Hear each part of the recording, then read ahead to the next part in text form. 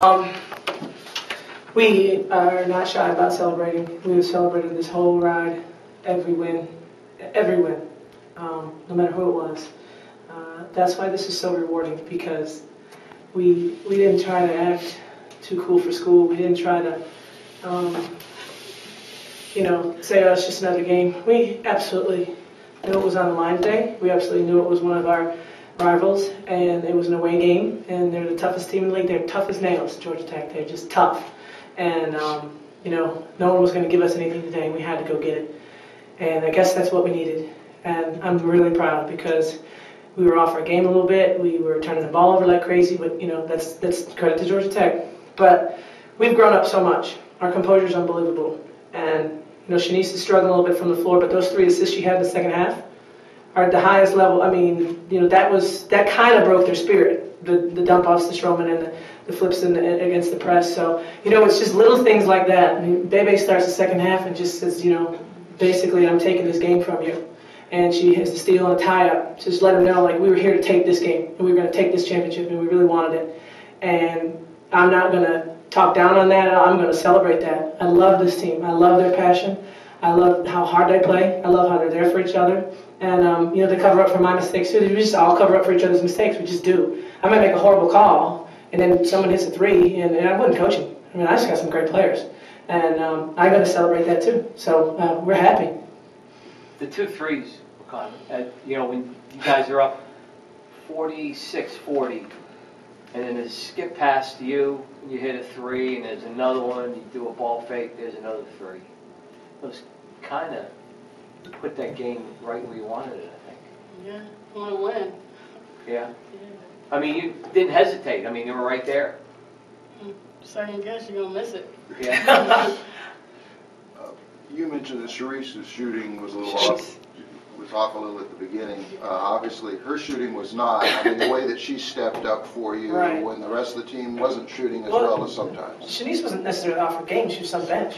I mean, she's had foul trouble, and that's always it's a tough struggle to figure out, do we need her, do we not need her. What saved the game for us is that I was able to keep her on the bench because of somebody like Selena Archer, who had 8 points, which is made me match her total for the year, and I'm not kidding. Okay, but she came in there and played a great role, and Stephanie Gardner hit a big 3 for us, and that they got Mo's back. And Mo's an incredible leader, one of the most special people you ever be around. There's no question she can do everything on the basketball court. But it was time for one game this year that other people had to step up and really help her. Now, Bay always has Mo. They have each other's back. These two take the pressure off each other. They're special. They're so different. They love each other. They talk through, and they'll say, I need you now, and help pick me up. So they have that relationship. But I'm telling you, saw the rest of the team say, oh, no, we've been riding you all year, you two, and if you need us, we're coming through. That is why I'm so proud as a coach. I had freshmen out there in big-time moments making big-time plays just to represent for these two that they love so much. Riquna, it seemed that you understood their offense the first 2 possessions of the half.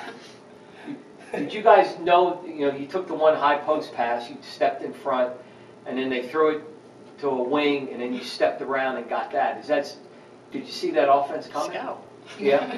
Just got to scout. Listen to coach. Do exactly what she says, and something will happen. And because that kind of got you some momentum in the second half on somebody else's floor, those 2 steals and going the other way. But you knew the offense. Yeah. Okay. I'm pretty familiar with this team. Pretty familiar. We play them twice minimum a year, and it's been 3 a year a lot of times since I've been the coach. And they're calling the play, we're calling right back at them. So the coach, assistant coach, it was Derek Gibbs today, and Gibbs and Keeks, my 2 assistants that scout, are phenomenal, and they're very smart. And then when you're a little bit tired, you need some little extra advantage. We play a lot of minutes with these kids, and they needed something extra. And when they can use their brains to maybe save their legs a little bit, they're going to do it. And one thing people are missing, and I'm really excited that you saw that, people miss the IQ of this team. People say, oh, Miami's so athletic, and they just come after you. Well, listen now. We're pretty smart, and I want some credit for that. I want my players to be known as really, really smart. Some of the reads and the checkoffs, I mean, we don't just press. I mean, we have a lot of different presses, and we play personnel beautifully. And that's something that I think that people just go, oh, well, she's got those 2 guards that are just so unbelievable. They are, but they're smart.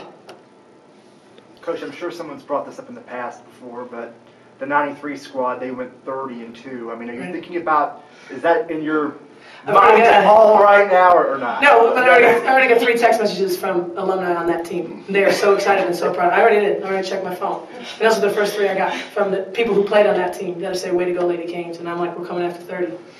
30 would be nice. That would mean a lot. Did they win the Big East? They won it a lot, yeah. Yes, they did. That year they won the I guess so, because they only lost like 1, 2. They won the Big East. I don't know if they won the tournament too. I don't even know if they have didn't it. know. Yeah. Katie, your team was picked 8th in the preseason. Did you feel like your team was, better than that? Was it a matter of proving that you were better than that? What did this team They were with me at media day, and we just kind of looked at each other and smiled and said, okay, like, really? I think a lot of people were elevating teams because of the recruiting classes that were coming in and the freshmen that they had, and there are great freshmen in this conference. I remember very clearly saying, hey, I would give the nod to the returning veterans when you rank people. I would, because games come down to veteran plays. And we played a lot of close games this year, and I think I had 1 timeout left tonight, but usually I got 3 with 2 minutes to go. And I don't have to burn timeouts usually because my team is that smart, because they've been in every situation you can be in a basketball game, and they're just juniors.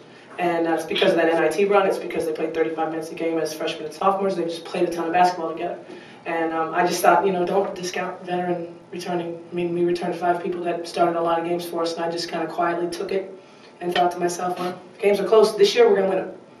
Did you think time for the ACC championship was that something that you were thinking about at all? Or are you a little bit surprised at how big the jump is? To do it in 1 year, it looks like we did it in 1 year. And I like for the kids to talk because I don't need to talk so much. But it looks like we did it in 1 year. But we did this last year. We just lost very close games. We had like 5 overtime losses and stuff. But we were good and everyone knew it.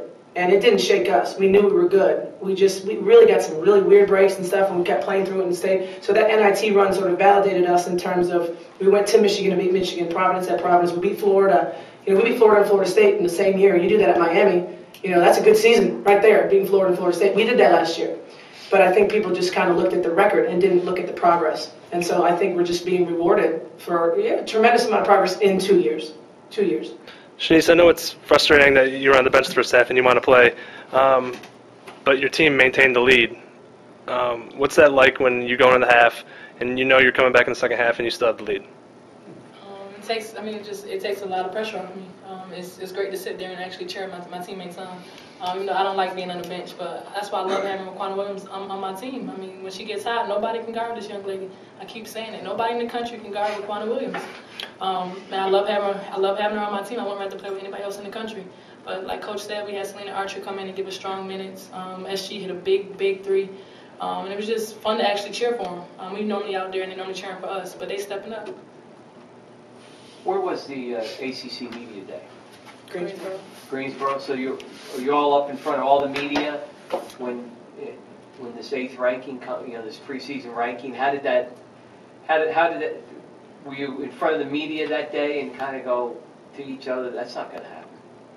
Yeah, we just looked at it like, okay, we understand. We don't make bold statements and say, oh, we got right. We don't care what other people think. I mean, we don't care. I mean, we know what greatness is, and we know if we're far away from it or if we're close to it, and we just define ourselves by that. And so whatever someone thought about us in the preseason, we just kind of let it filter around, just looked at each other like, wow, okay. I mean, we hadn't done anything better than 10th, so of course we'd pick this, okay. But we don't get into all that fake motivation stuff. There was not a safe spot on the floor for a while there. It was pretty physical. There were people flying around, and but you guys didn't kind of run away from that. I mean, you kind of kept attacking. Yeah, the one referee down on the baseline, she wasn't blowing her whistle at all, and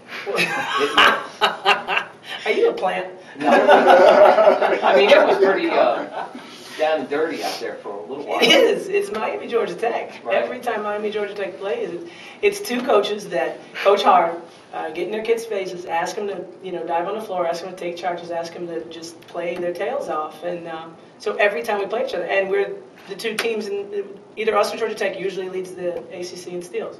We want the ball from each other, and if you have it, we're going to get it from you. And if it's a little shove here and there, it's going to happen. It's part of the game.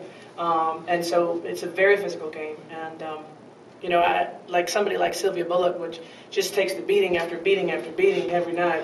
And she hung in there tough tonight, too. And Stroh got hit in the throat, and I was mad. I thought she wasn't in the huddle. I grabbed her shirt, and she was like, she couldn't even breathe. But I was a bad coach. That was bad for me because I didn't realize she was hurt. I thought she was just not in the huddle.